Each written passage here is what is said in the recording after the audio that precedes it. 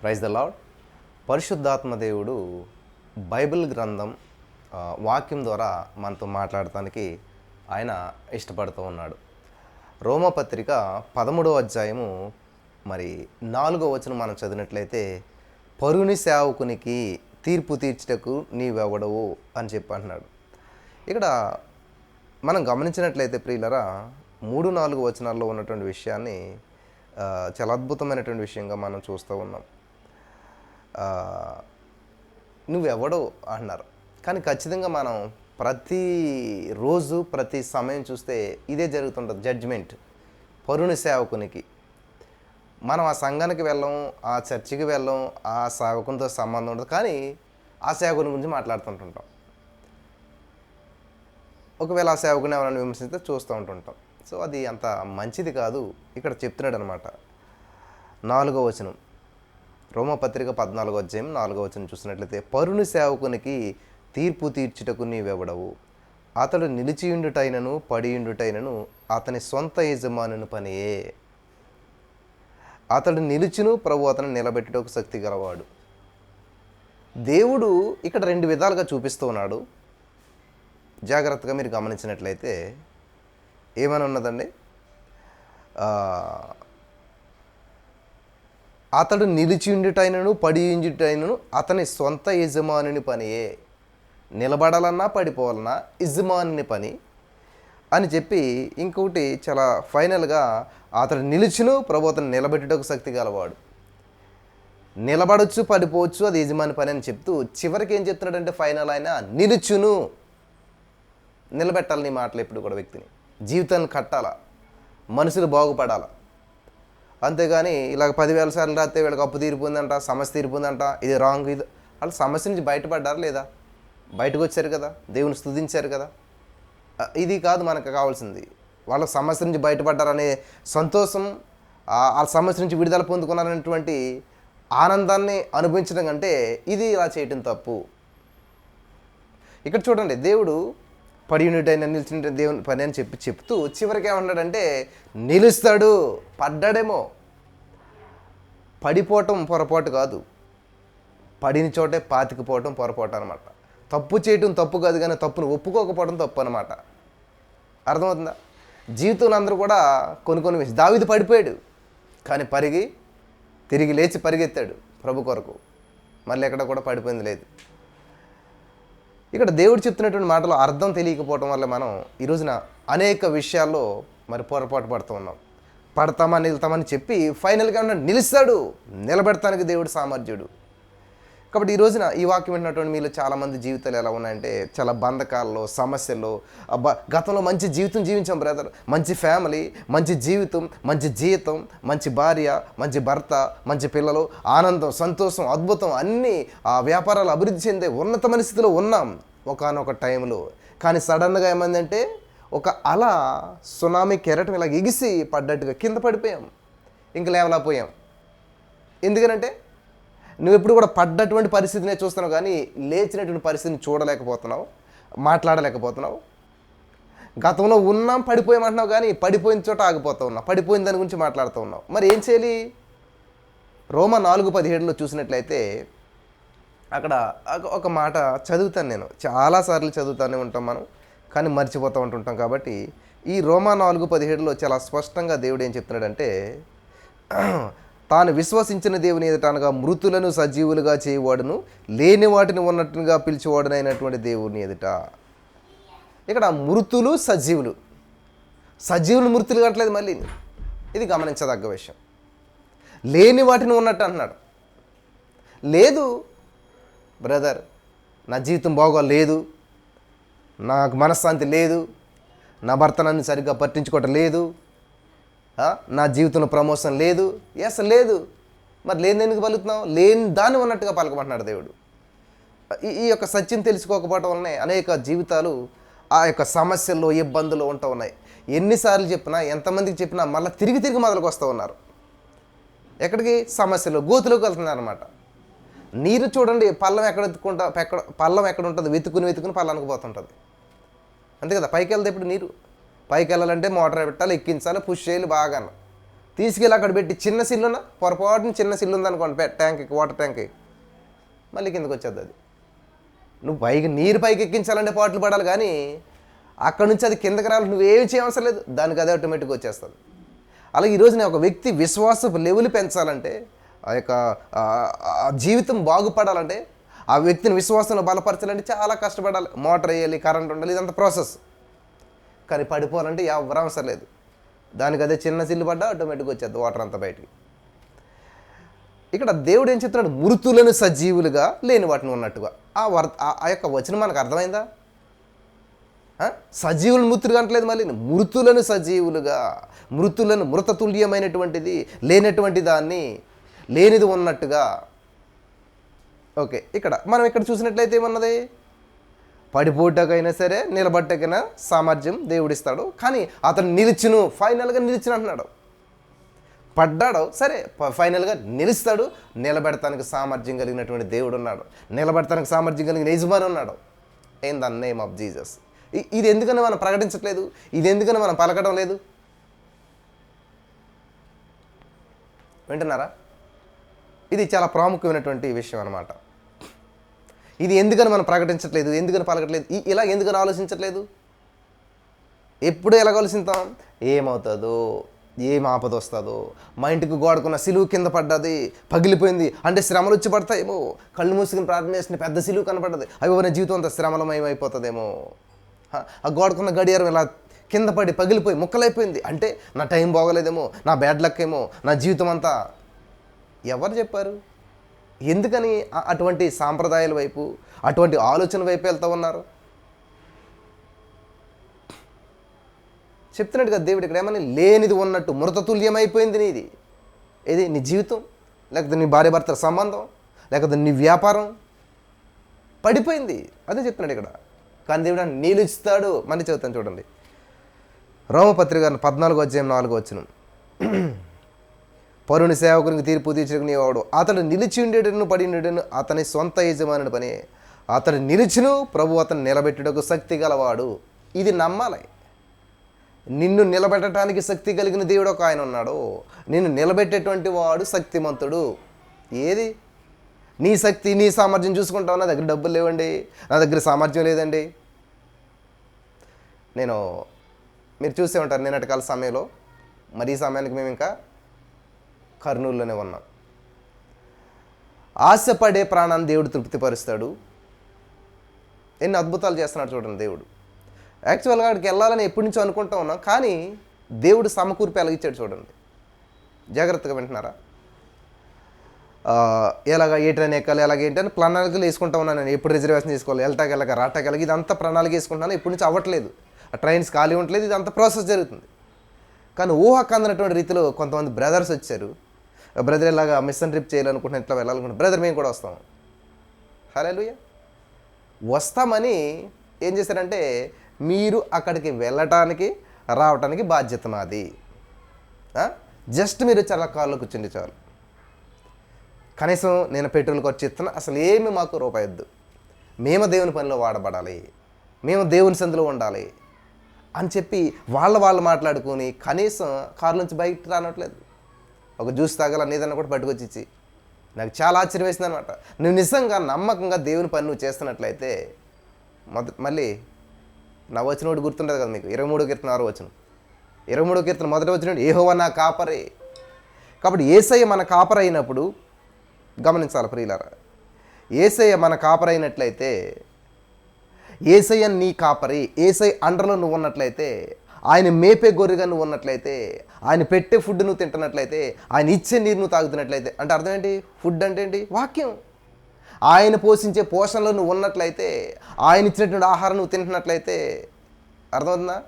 ఏమన్నా కాపర నాకు లేమి కలగదు. ఎందుకు లేమి కలగదు? ఆయన నీ కాపర కాబట్టి, ఆయన నీకు పోషకుడు కాబట్టి, ఆయన నీకు ఏ సమయంలో ఏది కావాలో 1 పేతురు 5:6 ప్రకారం తగిన సమయం దాన్ని మిమ్మల్ని హెచ్చించే రీతిగా ఏం చేస్తానంటే, ఆయన బలిష్టమైన దీన మనసు నుండి హెచ్చింతాడు, నిన్ను విస్తరింపజేస్తాడు. నీకు నువ్వు విస్తరించబడాలి, నీకు నువ్వు అభివృద్ధి చెందాలి, నీకు నువ్వు బాగుపడిపోవాలి, నీకు నువ్వు ఏది చేయాలనంటే, నువ్వు మొదట చేయవలసింది ఆయన రాజ్యాన్ని, నీతిగా వెతుకుతూ ఉంటే అద్భుతాలు వెంటబడుతూ ఉంటుంటాయి. హల్లెలూయా. దేవునికి ఇస్తుంది. నువ్వేం అవసరం లేదు, చేతిలో చిల్లుగా అవసరం లేదు, నీకు చేతిలో సింగిల్ రూపాయి పెట్టుకో అవసరం లేదు. నిన్న మార్నింగ్ నేను వట్టి చేతులతో ప్రయాణం ప్రారంభించాను. అంత దూరం వెళ్ళి అన్నీ చేసాం, కానీ ఒక్క రూపాయి చేతిలో లేదు. అన్ని వందల కిలోమీటర్లు వెళ్ళి వచ్చి క్షేమంగా దేవుడి గృహం చేర్చడానికి కృప చూపించాడు. మరి అటువంటి బ్రదర్స్ని సపోర్టర్స్గా ఇచ్చాడు.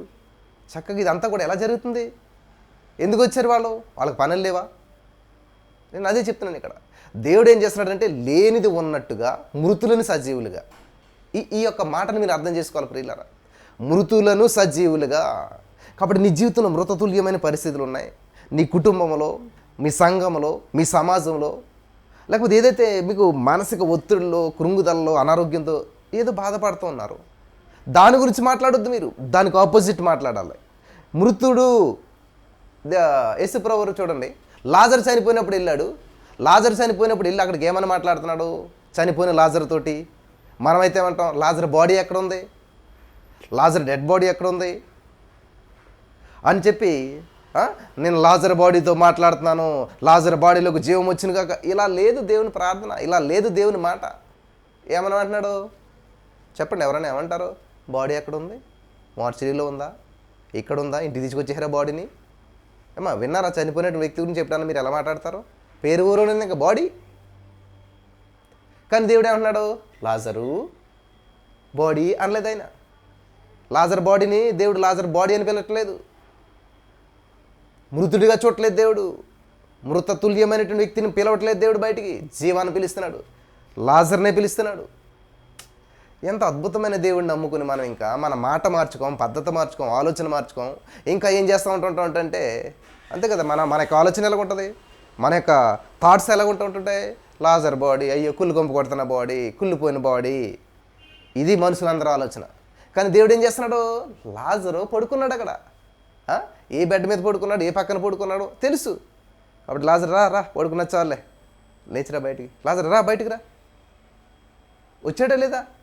ఎవడు వస్తాడో చెప్పండి? చచ్చిపోయినాడు వస్తాడా? నిర్జీవం కలిగిన వ్యక్తి వస్తాడా? నిర్జీవంతో మాట్లాడుతున్నాడు దేవుడు? లేదు. అది కానీ 1-2 చీకటి, అంధకారం, గందరగోళం మాట్లాడుతున్నాడు దేవుడు? మాట్లాడుతున్నాడు. మరి ఏం మాట్లాడుతున్నాడు? వెలుగు, నాకు కావాల్సింది అదే. లేదు కానీ ఉన్నట్టు పలుకుతున్నాను, ఉన్నట్టు కావాల్సింది ఉన్నట్టు పలకాల. Hallelujah, hallelujah, hallelujah. Holy spirit of God, thank you Jesus. చదవనా మళ్ళీ నీ మాట? రోమా 4:17. లేని వాటిని ఉన్నట్టుగానే పిలిచివాడునైనటువంటి దేవుని ఎదుట. హల్లెలూయా. మృతులను సజీవులుగా, లేని వాటిని ఉన్నట్టుగా. నాకు తెలిసి దీన్ని ఏం చేయాలంటే, నాకు ఆలోచన వచ్చింది. మీరు ఇంత పెద్ద బోర్డు రాసుకుని మీ బెడ్రూమ్లో పడుకుంటారు కదా, ఇటు తల పెట్టుకుంటారు కదా, లేచిన వెంటనే ముఖం చూసుకోవడం కాదు, ఏం చేయాలి తెలుసా? ఇది పెద్ద బోర్డు పెట్టుకుని లేని వాటిని ఉన్నట్టుగా మృతులను సజీవుగా పిలిచేవాడని దేవుడు. అంతే, కనపడాలి రోజును. అప్పుడు కానీ మైండ్ మారదు మనకి. అప్పుడు కానీ ఈ బల్బులు ఎలగవన్నమాట. ఎంత చెప్పినా కూడా మళ్ళీ వచ్చి ఎవరో ఫోన్ చేసి అంటున్నారు, బ్రదర్ నాకు ఒక 10 నిమిషాలు టైం ఇస్తారా, నా సమస్యలు అన్నీ చెప్పుకోవాలి. ఎందుకమ్మా? మరి మీకు కాకపోతే ఎవరు చెప్పుకోవాలి? ఎందుకమ్మా నీ సమస్య అంతా చెప్తాం వల్ల ఉపయోగం ఏంటి? నీ సమస్య తీరుతుంది పో, నాకు చెప్తేని తీరదు. కాబట్టి నీ సమస్య సొల్యూషన్ చెప్తాను నేను. 3:30 ప్రేయర్లో ఉండండి, చక్కగా నీ సమస్యకు ఆపోజిట్లో పలకండి. మృతతుల్యమైపోయింది నీ జీవితం. నిరాశలో, నిస్పృహలో, బాధలో, బంధకాల్లో ఉన్నావా? ఎస్, అక్కడే ఉన్నాను. మరి అయితే ఏంటి? నన్ను కూడా అక్కడికి ఎందుకు తీసుకెళ్ళాలనుకుంటున్నావు? నాకు ఎందుకు అది చూపించాలనుకుంటున్నావు? మరి ఏం చేయాలి? లే, పైకి లే. మృతుమైనటువంటి ఆ మృతతుల్యమైనటువంటి ఆ పరిస్థితిని ఆపోజిట్లో పలుకు. థ్యాంక్ యూ జీసస్, జీవింపజేసావు, జీవాన్నిచ్చావు. హల్లెలూయా. ఎందుకు రావట్లేదు ఇటువంటి థాట్ ప్యాటర్న్లోకి? ఎందుకు రావట్లేదు ఇటువంటి ఆలోచనలకు? ఎందుకు రావట్లేదు ఇటువంటి జీవితాలు? ఎందుకు జీవించట్లేదు? హల్లెలూయా, థ్యాంక్ యూ జీసస్. ఎందుకని ఇటువంటి ఆలోచన కలిగి ఉండలేకపోతున్నారు అని ప్రభు పేరట నేను మిమ్మల్ని అందరినీ ప్రేమపూర్వకంగా మరి మనం చేస్తూ ఉన్నాను. దయచేసి ఆలోచించండి. ఉన్న పరిస్థితి గురించి మాట్లాడొద్దు, మీకు నొప్పుల గురించి మాట్లాడొద్దు, మీకున్న సమస్యల గురించి మాట్లాడొద్దు. నాకు కలిసినటువంటి ఒక బ్రదర్ చెప్పారు నిన్న మిషన్ ట్రిప్లో. ఏమని చెప్పారంటే, బ్రదర్ మా జీవితం, నేను అనేక మందికి ఉద్యోగాలు ఇచ్చాను, నా దగ్గర 10 మంది మించి పనిచేసేటువంటి వారందరికీ జీతాలు ఇచ్చాను, ఉన్నతమైన స్థితిలో సడన్గా నా బిజినెస్ లాస్ అయిపోయింది. ఇట్లాగా కనీసం ఒక 5,000 రూపాయలే కొన్ని వేల లక్షల చేసి జీతాలు ఇచ్చేంత స్థితి నుంచి ఏమీ లేని పరిస్థితికి వచ్చేస్తే ఇప్పుడైతే ఎర్లీ మార్నింగ్ 3:30 ప్రేయర్లో కనెక్ట్ అయ్యి ఆ స్తుతించే విధానంలో ఏకీభవించి స్తుతించడం, దేవుని మహింపరచడం, ఆ యొక్క 1 hour 20 minutes 3:30 to 4:50 దగ్గరగా ఆ యొక్క 80 నిమిషాల సమయాన్ని దేవుని సన్నిధిలో గడుపుతూ ఉన్నప్పుడు ఆలోచన మారింది, మైండ్ సెట్ మారింది, జీవితం మారింది, జీవన విధానం మారింది. తెలియకుండానే 5,000 కూడా కష్టం అనుకున్నటువంటి రోజుల్లో నుంచి 1.5 lakh అకౌంట్లో పడి ఇలా చేశారంట దేవుడు. హల్లెలూయా. దేవునికి ఇస్తుంది. ఎలా ఉంటుంది పరిస్థితి, ఎలా ఉంటుంది ఆనందం, ఎలా జరుగుతుంది ఇదంతా కూడాను? కష్టపడితేనా? ఎంతమంది అడిగిన ఇవ్వలేదు, ఏం చేసిన ఇవ్వలేదు. కానీ ఎక్కడి నుంచి రావాలో, ఏ టైంకి రావాలో, ఎలా రావాలో అన్నీ దేవుడు సమకూర్పిస్తాడు. నువ్వు నిజంగా దేవుని ప్రేమించే పనిలో నువ్వు బిజీగా ఉంటే రోమా 8:28లో దేవుని ప్రేమించు వారికి, అందరికీ కాదు, అందరికీ జరగలాగా నేను చెప్తున్నాను కదా. మాకు ఎందుకు జరగట్లేదంటే ఇందుకే, దేవుని ప్రేమించు వారికి అని నేను ప్రేమిస్తున్నానండి. అంటే దేవుడు ఏమంటాడు తెలుసా? ఎవడైనా నన్ను ప్రేమించిన యెడల వాడు నా ఆజ్ఞలను గైకొంటాడు. హల్లెలూయా. క్రీస్తు యేసుని కలిగిన మనస్సు కలిగి ఉంటాడు. ఏంటి అనుకుంటే మనసు, ఏనికి అనుకుంటే జీవితం, ఏనికి అనుకుంటే ఆలోచన. ఏం చేస్తాడు ఆయన? ఆయన చాలా చీకటి ఉండగానే లేచి అరణ్యానికి వెళ్ళి ప్రార్థన చేసేవాడంట. మొట్టమొదటి లక్షణం అది ఉందా? యేసుక్రీస్తు ప్రభువారు డేలో మొట్టమొదటగా చేసేది ఏంటంటే, చాలా చీకటి ఉండగానే పెందలకాడే లేచి అరణ్యానికి వెళ్ళి చీకటిలో ప్రార్థించేటువంటి వారు వెలుగులో అద్భుతాలు చూడగలుగుతారు. హల్లెలూయా. చీకటిలో మోకరించేటువంటి వారు వెలుగులో ఉన్నతమైన స్థితిలో ఉండగలుగుతారు కదా. ఆ చీకటిలో నువ్వు హాయిగా నిద్రపోతున్నావు గుర్రపెట్టి, వెలుగొచ్చాక నీ జీవితం గందరగోళం, వెలుగొచ్చాక నీ జీవితం అంతా అయోమయం. ఏం చేయాలో తెలియదు, ఏం మాట్లాడాలో తెలియదు, ఎవరికి ఏం సమాధానం చెప్పాలో తెలియదు. హల్లెలూయా. ఏ విద్యార్థి అయితే ఇంటి దగ్గర చదువుతాడో, ఎగ్జామ్స్ టైం కదా, చక్కగా చదువుకుంటాడో, రాత్రి అంతా కష్టపడుతుంటాడో, సమయాన్ని చదవడానికి పెట్టుకుంటుంటాడో, వెలుగులో ఎగ్జామ్ టైంలో బిందాస్గా, హ్యాపీగా, సంతోషంగా, ప్రతి క్వశ్చన్ తెలిసిందే, ఎప్పుడు రాద్దామా ఆన్సర్ అన్నటువంటి ఉంటాడు. అంతేగాని వీడు చదవలేదు, మాస్టర్ చెప్పినప్పుడు వినలేదు, చదవలేదు, హాయిగా ఎంజాయ్ చేస్తాడు. ఒక బుక్ పట్టుకుని వెళ్ళేవాడు, గిరగిర తిప్పుకుంటూ వెళ్ళేవాడు, వాళ్ళతోటి వీళ్ళతోటి వేళాకోళ్ళలో జోకులు అది ఇది తిరిగేస్తాడు, సినిమాలు షికార్లు. ఎగ్జామ్ టైం వచ్చింది, ఇప్పుడు ఏంటి? చేతులు నలుపుకోవటం, దిక్కులు చూసుకోవటం. ఎందుకని? ఆ సమయంలో ఎంజాయ్ చేశాడు, ఈ సమయంలో ఏం చేస్తున్నాడు? గందరగోళంలో ఉన్నాడు. అలాగే ఈ రోజున ఎవరైతే ప్రార్థించే సమయంలో పడుకుంటారో, ప్రభుతో గడిపే సమయంలో హాయిగా గొర్రెపెట్టి పడుకుంటారో, వాళ్ళు ఏం చేస్తారో తెలుసా? అయితే సమస్యలు వచ్చినప్పుడు చేతులు మార్చుకుని దిక్కులు చూసుకుని ఏ సేవకుడు ప్రార్థన చేస్తారా, ఎవరు ప్రార్థన చేస్తారా? అయ్యా నా కోసం ప్రార్థన చేయండి, నా కోసం ప్రార్థన చేయండి, ప్లీజ్ ప్లీజ్. చదవడం ఏం చేస్తారు? కొంచెం చూపించవా, కొంచెం చూపిస్తావా, కొంచెం నాకు చూపిస్తావా, హలో ప్లీజ్ కొంచెం హెల్ప్ చేస్తావా? ఎవరెంత చూపించినా రెండు లైన్ చూపిస్తారు. నువ్వు పాస్ అవుతావు, కనీసం పాస్ మార్క్ వస్తుందా? ఫెయిల్. ఎందుకనంటే పక్కోడి సహాయం తీసుకుని నువ్వు పాస్ అవుతారంటే ఇంపాసిబుల్. వాడు ఎంత సహాయం చేసినా కానీ వాడు నీకు ఆ టైంలో నీకు సహాయం చేస్తూనే అవుతుంది, వాడికి మార్క్స్ తగ్గుతుంటాయి. కాబట్టి ఏం చేస్తాడు? వాడు ఇంకా గెయిన్ చేసుకోవడానికి ప్రయత్నం చేస్తుంటాడు. జరుగుతున్నదే కదా ఎగ్జామ్లో ఇదంతా కూడా. ఈ పరిస్థితి ఎందుకు వచ్చిందంటే వాడు చదువుకోవాల్సిన టైంలో చదువుకోలేదు. వాడు ఎందుకని రాయగలుగుతున్నాడంటే వాడు నీకులాగా ఆటలు ఆడలేదు, ఆడుకున్నా కానీ చదువుకోవాల్సిన సమయంలో చదివాడు, ఆడవలసిన టైంలో ఆడాడు, పెళ్ళికి వెళ్ళవలసిన అంటాడు కదా జ్ఞాని, మహాజ్ఞాని ఏమంటాడు? ప్రతిదానికి సమయం కలదు. సమయం లేదని కాదు, ఆడుకోవడానికి సమయం లేదు, ఉన్నది. కానీ ఆ సమయంలో ఈ సమయం, ఈ సమయంలో ఆ సమయం కదా. మాకు ఒక చోట టీ ఇచ్చారు, అందరు తాగుతున్నారు, వెంటనే కూల్ డ్రింక్ వేశారు అక్కడ గ్లాసులో, వేయబోతున్నారు అనమాట. నో నో నో, ఇలా చేయకూడదు, వేడివేడి తాగిన వెంటనే కూల్ తాగితే ఉన్న పళ్ళు ఊడిపోతాయి. అర్థమవుతుందా? సో దేనికి దానికి ఒక సమయం ఉంది, ఏది ఎప్పుడు తాగాలి, ఏది ఎప్పుడు తినాలి, ఏది ఎప్పుడు చేయాలి. ఆ సమయ పాలన లేకుండా ఇష్టానుసారంగా జీవిస్తే హెల్త్ పాడవుతుంది, జీవితం పాడవుతుంది, అంత నష్టమే జరుగుతుంది. సో ఇక్కడ ఈరోజు దేవుడు మాట్లాడుతున్నటువంటి మాటని చాలా స్పష్టంగా మీరు గ్రహించగలగాలని చెప్పి నేను ప్రభు పేరట మనం చేస్తూ ఉన్నాను. ఎప్పుడు చూసి ఏది మాట్లాడుతున్నారు, దేని గురించి మాట్లాడుతున్నారు, దేని గురించి ఆలోచన చేస్తున్నారు? పనికిరానటువంటి దాని గురించే. నీకు ఏది కావాలి? చాలా సమస్యలు ఉంటాయి సమస్యలు. మనుషులు కాకపోతే పశువులకు వస్తాయి సమస్యలు, పశువులు కూడా సమస్యలు ఉంటాయి. ఒకసారి గబగబ తింటుంది, దానికి అరగదు, అదో సమస్య. చూశాను నేను.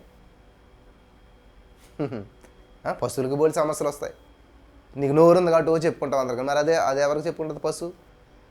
అలాగే బాధను కక్కుకుంటూ మింగుకుంటూ అనుభవిస్తూ చెప్పుకోలేక కొనుక్కుని చచ్చిపోయిన రోజులు ఉంటాయి. సమస్యలు వస్తాయి. యేసుప్రభు వారే చెప్పాడు యోహాను 16:33లో, ఈ లోకంలో మీకు శ్రమ కలుగును. ఈ లోకంలో ఉన్నా కాబట్టి నీకు శ్రమ వస్తుంది. ఈ భూలోకంలో ఉన్నావు కాబట్టి, మనిషిగా ఉన్నావు కాబట్టి శ్రమలు వస్తాయి. పరలోకంలో శ్రమలు ఉండవు, పరలోకంలో ఆపదలు ఉండవు, కష్టాలు ఉండవు, నష్టాలు ఉండవు. ఎప్పుడు స్తుతి స్తోత్రాలు, హల్లెలూయా స్తుతి మహిమ ఎల్లప్పుడు దేవునికి ఇచ్చేదము. ఇదే పని అక్కడ. ఆకలి ఉండదు, దప్పిక ఉండదంట. దేవునికి స్తోత్రం కలుగును గాక. ఒకరి మీద ఒకరి విమర్శ ఉండదు, ఒకరినొకరు తిట్టుకోవటం, కొట్టుకోవటం, ఆస్తులు తేడాలు, స్వార్థము, ఇవన్నీ ఏముండవు అక్కడ. ఇటువంటి వాటికి తోవే లేదు అక్కడ. కాబట్టి పరలోకం ఇలా కనిపిందా? నో, ఇక్కడ అనిపించాలి నువ్వు. అది పరలోకాన్ని భూలోక రాజ్యంలో నువ్వు స్థాపించగలగాలి. హల్లెలూయా. అదే నీ రాజ్యం వచ్చింది కాకంటే అర్థం ఏంటంటే, ఆ పరలోకంలో ఏదైతే సిస్టమ్ ఉందో, ఏ దుఃఖం అయితే లేదో అదే భూలోకంలో ఉండాలి, ఏ సమస్య అయితే లేదో అదే ఇక్కడ ఉండాలి. పరలోకంలో ఎటువంటి పరిస్థితి అయితే ఉంది ఇక్కడ భూలోక రాజ్యాన్ని స్థాపించగలగాలి. అది క్రైస్తవ జీవితం అంటే. Thank you Jesus. హల్లెలూయా. అది క్రైస్తవ జీవితం అంటే. పరలోక రాజ్యంలో ఏదైతే ఉందో అది భూలోక రాజ్యం నువ్వు క్రియేట్ చేయగలగాలి. దేవుడు ఇచ్చాడు నీకు, క్రియేటివ్ పవర్ ఇచ్చాడు. జీవ మరణాలు 4 వస్తువు. నువ్వేం ప్రకటిస్తున్నావు? ఎప్పుడు మరణమే, ఎప్పుడు నిరుత్సాహ పరిస్థితులే. వచ్చినాక రాదు, వచ్చిన ఈ జవాబు నాకు రాదు, ఈ జవాబు రాదు, ఏమీ రాదు, గందరగోళం. కానీ ఎవడైతే ప్రిపేర్ అవుతాడో, ఎస్ ఇది నాకు వచ్చి వాడు రాయవలసిన దానికంటే చాయిస్ని మించి రాసేస్తుంటాడు. ఎందుకని? ప్రిపరేషన్, సిద్ధపాటు. హల్లెలూయా. కాబట్టి ఈరోజున ఈ మాటలు వెంటనే నా ప్రియమైనటువంటి సహోదరి, స్నేహితులారా, పరిశుద్ధాత్మ దేవుడు నీతో మాట్లాడుతున్నాడు, నేను హెచ్చిస్తూ ఉన్నాడు. కానీ అది నువ్వు గ్రహించలేకపోతున్నావు. ఎప్పుడు కూడా నా సమస్య, నా ఇబ్బంది, నా బిడ్డ, నా ఉద్యోగం, నాది పొద్దుటి లేసి కంటదంట కాకి. ఏమని? కావు కావు కావు కావు. నీ ఇల్లు నీది కాదు, నీ యొక్క అందం నీది కాదు, నీ ఆస్తి నీది కాదు. కావు కావు కావు అని ఒక పెద్ద పాఠం చెప్తుందంట కాకి పొద్దుటే లేచి. లేచినప్పటి నుంచి ఏమంటుంది? కావు కావు. ఏది కావురా బాబు? తెలుసుకో మానవ, తెలుసుకో, ఏది నీది కాదు. కావు కావు కావు అంటే హే పో అని చెప్పి మనం ఏం చేస్తాం? పట్టించుకోం మనం. కాబట్టి ఇక్కడ అతడు నిలుచును in the name of Jesus. ప్రభు అతను నిలబెట్టుటకు శక్తి గలవాడు. ఇది నమ్మాలి, ప్రభు శక్తిని నమ్మాలి. నీ పరిస్థితిని కాదు, నీ సమస్యని కాదు, నీ భర్త ఎంత మూర్ఖుడో అది కాదు నువ్వు నమ్మటం. ప్రభు శక్తి కలిగినటువంటి వాడు.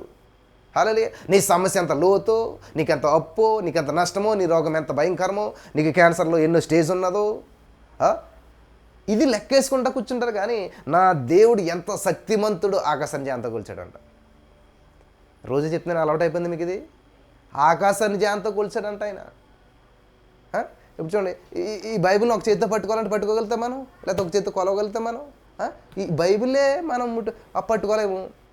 ఇప్పుడైతే ఫోన్లు వచ్చాయి, అరచేతులు సరిపోవట్లేదు, ఒక చేయికి సరిపోవట్లేదు అనమాట. ఇంకా ఫోల్డింగ్ ఫోన్లు వచ్చాయి అనమాట. అది ఓపెన్ చేస్తే ఎంత అవుతుంది చూసారా? 2 చేతులు పెట్టవలసి వస్తుంది. అటువంటిది ఆకాశాన్ని దేవుడు జాంత కూల్చాడంట. ఆకాశాన్ని ఉత్తరం వల్ల మడత పెడుతున్నాడంట, ఏదో టవల్ చుట్టినట్టు చుడుతున్నాడంట. అసలు అది చూస్తే కదా మనం, అసలు ఆ ఇమాజినేషన్ని కలిగి ఉంటే కదా మనం అసలు ఇంత శక్తివంతుడా మన యేసయ్య, ఎంత గొప్పవాడా, ఎంత శక్తి కలిగినటువంటి వాడా, నన్ను లేపటానికి శక్తి కలిగినటువంటి వాడా, నా జీవితాన్ని కట్టడానికి శక్తి కలిగినటువంటి వాడా, నా భర్తలో మంచి మారు మనసు ఇచ్చి నా భర్త నన్ను ప్రేమించేలాగా చేయగలిగిన శక్తి కలిగిన దేవుడా. ఇది నమ్ము నువ్వు. నీ భర్త ఎంత మూర్ఖుడో నమ్ముతావు, కానీ దేవుడు ఎంత శక్తిమంతుడో నమ్మట్లేదు. నీ కాపురం ఎంత నాశనం అయిపోయిందో అని చెప్పి నమ్మి దాన్ని ఎక్స్ప్లెయిన్ చేస్తారు. కానీ దేవుడు ఎంత గొప్పవాడు, ఎంత శక్తిమంతుడు ఎక్కడ ఎక్స్ప్లెయిన్ చేస్తున్నాం మనం? ఎక్కడ ఇది అసలు ఆలోచన చేస్తూ ఉన్నాం? హల్లెలూయా. దేవునికి స్తోత్రం కలుగును గాక. నా ప్రియమైనటువంటి వారలారా, నీ జీవితంలో ఒక సమస్య వచ్చింది, ఏదో ఒక భయంకర సిచ్యువేషన్ ఎదురైంది, అంతే దాంతో ఆగిపోతుంటారు. మనం దాని గురించి ఆలోచన చేస్తూ ఉంటుంటాం. చూడండి, రోడ్డు మీద హైదరాబాద్లో చూస్తుంటాం, ఎన్ని యాక్సిడెంట్స్ జరుగుతాయి. కాళ్ళు ఇరిగిపోతాయి, చేతులు ఇరిగిపోతాయి, రక్తం కారుతుంటుంది. వెంటనే ఏం చేస్తారు తెలుసా? అందరిని పక్కన పెట్టేస్తారు. యాక్సిడెంట్ వ్యక్తిని, యాక్సిడెంట్ బైక్ని అన్నీ పక్కన పెట్టేస్తారు. ట్రాఫిక్ క్లియర్, ట్రాఫిక్ వెళ్తానంటుంది అన్నమాట. మనుషులు వెళ్ళిపోతుంటారు. ఇంకా అంతేగాని అంటే యాక్సిడెంట్ వన్ మినిట్ ఆగుతారు, అంతా కూడా అయ్యో అయ్యో అని చెప్తారు. ఈలో అంబులెన్స్ రావడం ఏదో టక్ మనది తీసేస్తారు, సాల్వ్ చేస్తారు, అంతే, మళ్ళీ క్లియర్. సో మన జీవితంలో యాక్సిడెంట్లు జరుగుతుంటుంటాయి, సమస్యలు వచ్చి పడుతుంటాయి. ఏం చేయలేదు, వెంటనే వాటిని సొల్యూషన్ వెతికేసుకోవాలి, క్లియర్ చేసుకోవాలి, వెళ్ళిపోతుండాలి. అందుకని గత 25 సంవత్సరాలు బట్టి ఇదే, మా ఆయన మారట్లేదండి. మీ ఆయన మారడం, నువ్వు మారాలి, నీ ప్రార్థన మారాలి, నీ ఆలోచన మారాలి, అప్పుడు ఆటోమేటిక్గా ఆయన మారిపోతాడు. కానీ నువ్వేంటి మాట్లాడుతున్నావు, ఏం మాట్లాడుతున్నావు? మారట్లేదు పట్టిస్తా కూర్చున్నావు, అంత మాట మారట్లేదు. అందుకే మారట్లేదు. అక్కడ ఎప్పుడైతే నీ మనసు మారుతుందో, ఎప్పుడైతే నీ మాట మారుతుందో, నీ ఆలోచన మారుతుందో, అంతే స్టార్ట్ అయింది. అక్కడ కదా స్టార్ట్ అవ్వాల్సింది, ఇక్కడ స్టార్ట్ అవ్వాలి మార్పు. ఎలాగా ఇంతకాలం అడుక్కున్నాం, ఇంతకాలం ఇలా చేసాం ప్రార్థన, ఇంతకాలం ఇలా పలికాం, ఇంతకాలం ఇలా ఆలోచన చేసాం, అవన్నీ మారిస్తే అప్పుడు ఆటోమేటిక్గా అన్నీ మారిపోతాయి. నువ్వు ఏం చేస్తున్నావు, అక్కడేదో మారాలనుకుంటున్నావు, ఇక్కడ మార్చాలి. చూడండి, ఇప్పుడు నా చేతిలో రిమోట్ ఉంది. ఇప్పుడు అక్కడ లైట్ మారాలంటే నేనేం చేయాలి, దాన్ని పట్టుకుని చేస్తే కాదు, ఇక్కడ నేను మారిస్తే మారుతుంది అనమాట. చూడండి, అదిగో చూడండి, ఏమైంది, మారిందా లేదా? అదిగో కలర్ మారింది లేదా? ఇక్కడ నొక్కుతుంటే అక్కడ మారుతుంది. అంటే మార్చవలసింది ఇక్కడ మారితే అక్కడ మారుతుంది. హల్లెలూయా, అర్థమైందా? కాబట్టి ఇక్కడ మీరు మీ జీవితంలో కూడా మీ భర్త మారాలన్నా, మీ సమస్య పరిష్కారాలు ఏది మారాలన్నా కూడా ఇక్కడ లోపల నీ యొక్క ఆలోచనలో మార్పులు రావాలి, నీ జీవితంలో మార్పులు రావాలి, నీ యొక్క పరిస్థితుల్లో మార్పులు రావాలి, నువ్వు పలికే పలుకులో మార్పులు రావాలి. ఇవి రానంతకాలం, ప్రియులారా వింటున్నారా, ఇవి రానంతకాలం ఏది మారదు. నువ్వు దేవుళ్ళో స్ట్రాంగ్ ఉన్నావు అనుకో, ఏ సమస్య నిన్ను తాకినా కూడా ఆ సమస్యకే సమస్యగా తయారవుతుంది అనమాట. చూడు, ఇప్పుడు గోడ గట్టిగా ఉంది, నేను ఆ గోడను గుద్దాను అనుకోండి, గోడకి ఏమైనా నొప్పి తగులుతుందా? నా చెయ్యికి నొప్పి తగులుతుంది, చెయ్యి విరుగుతుంది. హల్లెలూయా, అర్థమైందా? నువ్వు దేవుళ్ళు స్ట్రాంగ్గా ఉన్నావు అనుకో, నీకు ఎవడన్నా నష్టం చేయాలని వచ్చాడా, నీకు ఎవడన్నా బాధ పెట్టాలని వచ్చాడా? నువ్వు స్ట్రాంగ్ కాబట్టి వాడికే బాధ కలుగుతుంది. నిన్ను ఎవడన్నా మోసం చేయాలని వచ్చాడా? నువ్వు స్ట్రాంగ్ కాబట్టి వాడే మోసం ఇరుక్కుంటాడు. హల్లెలూయా. మొర్దెకై హామాను గురించి తెలుసు కదా. హామాను గారు ఏం చేస్తారు, మొర్దెకైని ఉరి తీయించేయాలని చెప్పి గుద్దాలని వచ్చాడు. ఎవరికి ఎముకలు, ఎవరికి జీవితం పోయింది, ఎవరు ఉరి వేయబడ్డారు? ఎందుకని? నువ్వు దేవునిలో స్ట్రాంగ్గా ఉండాలి, దేవుని పట్ల నీ విశ్వాసంలో స్ట్రాంగ్గా ఉండాలి, నీ జీవితాన్ని సరి చేసుకోవాలి. హల్లెలూయా. దేవుని పట్ల నీ యొక్క అవగాహన పెంచుకోవాలి. అప్పుడు దేవుని సన్నిధిలో నువ్వు ప్రార్థన చేసి నువ్వు తీసుకునే నిర్ణయాలు ఖచ్చితంగా నీకు నష్టం చేయాలనుకున్నటువంటి వారు నష్టపోయేలాగా అవుతాయి అనమాట. నిన్ను ముంచాలనుకున్నటువంటి వారు మునిగిపోయేలాగా అవుతుంటాయి. హల్లెలూయా. ఒకవేళ ఎవరైనా నిన్ను నష్టం చేసినా, నీకు మోసం చేసినా, నీకు హాని చేసినా కానీ దేవుడు వాళ్ళని ఏం చేయడు, నేను చెప్తున్నాను. కానీ నిన్ను చేస్తాడు దేవుడు, నిన్ను లేపుతాడు దేవుడు, నిన్ను హెచ్చిస్తాడు దేవుడు. జరిగిందా? జరుగుతానే ఉంటాయి నా జీవితం ఇట్లాంటివన్నీ కూడా. కాబట్టి ఈ రోజున ఈ మాటలు వింటున్నటువంటి ప్రియమైనటువంటి సహోదరి స్నేహితులారా, రోషం కలిగి, ప్రభు కొరకు పౌరుషం కలిగి జీవితాన్ని ముందుకు తీసుకెళ్ళాలి. కాబట్టి ఆసక్తి విషయంలో మాంద్యులు కావద్దు. ప్రభు కార్యాభివృద్ధిని ఎప్పటికీ ఆసక్తులు అయ్యండి. ఉంటారా? కాబట్టి ఈరోజు చాలా అద్భుతమైన మాట ఇది. రోమపత్రిక 14వ అధ్యాయం 4వ వచనాన్ని గుర్తుపెట్టుకోండి ప్రియులారా. అతడు నిలుచును.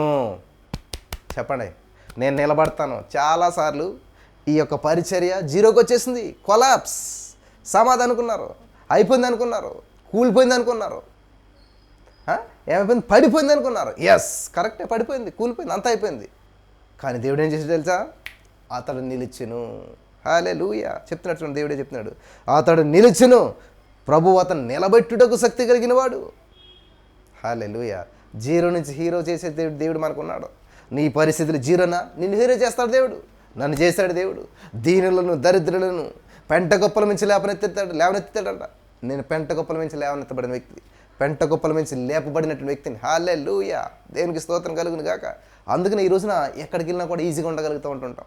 ఎంత వేడిలోనైనా మొన్న అక్కడ నుంచుంటుంటే ఆ యొక్క చెప్పులు తీసి ఇలా కాలు ఎడుతుంది, సర్రు మనకు కాలుతుంది అనమాట. అయ్యో, మనకి ఏసీ కారు నుంచి అడుగు కిందకి పెడితేనే అసలు ఉండలేము మనం అసలే. కానీ అపోస్తలుని పౌలు గారు మాట అంటారు, దీన స్థితిలో ఉండ ఎరిగినాను, సంపన్న స్థితిలో ఉండ ఎరిగినాను. హల్లెలూయా. వింటున్నారా? దీన స్థితిలో. కాబట్టి మనం ఏం చేయాలి? రోడ్డు మీద నడవగలిగిన స్థితిలో ఉండాలి, ఫ్లైట్లో కూడా వెళ్ళగలిగిన స్థితిలో ఉండాలి. రెండు కూడా ఈక్వల్గా చూడగలగాలి. నువ్వు దానికి దీనికి తేడా లేనటువంటి స్థితిలో నువ్వు ఉండగలగాల. అప్పుడు దేవుడు నిన్ను అద్భుతంగా వాడుకుంటాడు. హల్లెలూయా. దేవునికి స్తోత్రం. కాబట్టి ఈరోజు నాకు పెద్ద చేంజెస్ ఏమి కనిపించలేదు. అవి ఏసీ కార్లో కూర్చున్నామా, ఎండలో నడిచామా, ఈ శరీరానికి చేంజెస్ వస్తున్నాయి. ఈ శరీరం ఏంటి, ఏసీ కార్లో ఉంటే హాయిగా ఉన్నటువంటి శరీరం ఎండ తగిలిదరికి చెమట పడుతుంటుంది. ఇక్కడ మార్పులు వస్తాయి, కానీ ఇక్కడ ఏ మార్పు లేదు, ఏ తేడా లేదు. ఏదైనా సరే ప్రభు కొరకు. హల్లెలూయా. యేసుక్రీస్తు ప్రభువు మిట్ట మధ్యాహ్నం ఒక నుయ్యి దగ్గర కూర్చుని ఒక సమరయ స్త్రీతో మాట్లాడితే ఒక సువార్తను ప్రకటిస్తుంటే ఈ రోజున మనం ఎంత అసలేని మనకున్న కంఫర్టు, అయ్యో ఎండ ఇదో ఇది చూసారా, అంటే దేవుడి కంటే సుఖానుభవం కలిగినటువంటి వారని చెప్పి బైబిల్లో ఉన్నది. అలాగని చెప్పి ఎండలో తిరిగేసేసారు అలాగని ఉండమని కాదు, కానీ అర్థం పరిస్థితి అలా వచ్చినప్పుడు కూడా దాన్ని బట్టి ప్రభువుని మహింపరచాల. హల్లెలూయా. చెప్పండి, అతను నిలిచినట్టే నేను నిలుస్తాను. I'm more than conqueror. నేను నిలబడతాను, నేను గొప్పవాడిని, నేను అభివృద్ధి చెందినటువంటి వ్యక్తిని, నేను అనేక మందికి దీవెనకరమైన వ్యక్తిని. హల్లెలూయా. నువ్వు అడుక్కు తిన్నావా, డోంట్ వర్రీ, దాని గురించి మాట్లాడొద్దు. కన్ను చెప్పు, I'm rich, I'm blessed, I'm more than conqueror. నేను విజయవంతమైన వ్యక్తిని. ఈ పరిస్థితి నుంచి దేవుడు నన్ను నిలబెడుతున్నాడు, నిలబెట్టాడు. నిలబెట్టడానికి శక్తి కలిగిన దేవుడు ఉన్నాడు. హల్లెలూయా. ఇదే చెప్పాలి మీరంతా కూడా. ప్రభు అతను నిలబెట్టేటకు శక్తి గలవాడు. కాబట్టి ప్రభు నన్ను నిలబెట్టేటకు శక్తి కలిగినటువంటి వాడు. శక్తి కలిగినది యేసయ్య నామంలో శక్తి ఉన్నదయ్యా. నిజంగా శక్తి ఉన్నది. పాట పాడుతుండగానే పోలీసులు వచ్చారప్పుడు ఆన్లైన్లో. ఎంత శక్తి ఉంది చూడండి, దాంట్లో శక్తి ఉన్నది, కదిలిస్తుంది. కాబట్టి నీ యొక్క మాటలో, నీ యొక్క పాటలో, నీ జీవితంలో యేసయ్య నామం మహింపరిచే శక్తి ఉన్నదా? లేనట్లయితే శక్తి కలిగినటువంటి క్రైస్తవులు ఉండండి. హల్లెలూయా. కాబట్టి నిన్ను నన్ను నిలబెట్టడానికి యేసయ్య శక్తిమంతుడు. నీ శక్తి నాకు అనవసరం, నీ ఉద్యోగం నాకు అనవసరం, నీ శాలరీ నాకు అనవసరం, నీ అప్పు నాకు అనవసరం. కానీ నీ పరిస్థితి ఏదైనా సరే, ఏ సిచ్యువేషన్ అయినా సరే, దాని నుంచి లేపి నేను నిలబెట్టేటువంటి శక్తిమంతుడు ఒక ఆయన ఉన్నాడు. ఆయన యేసుక్రీస్తు ప్రభువారు. హల్లెలూయా. ఆయన యేసుక్రీస్తు ప్రభువారు. What a wonderful, what a powerful God. ఎంత శక్తివంతమైన మెసేజ్ విన్నెత్తాడా సైతం గాడు.